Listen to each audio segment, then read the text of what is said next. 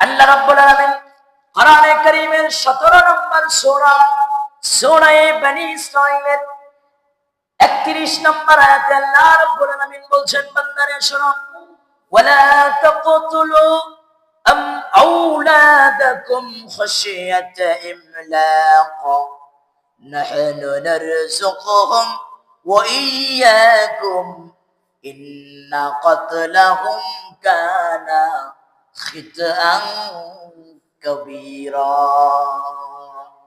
আল্লাহ রাব্বুল আলামিন তাদেরকে বলতেছেন, গোলামরা শোনো, ওয়ালা তাকতুলু আওলাদাকুম, তোমাদের কন্যা সন্তান পৃথিবীর জমিনের মধ্যে এসেছে, এই সন্তানগুলোর রিজিকের দায়িত্ব তোমাদের কাছে না।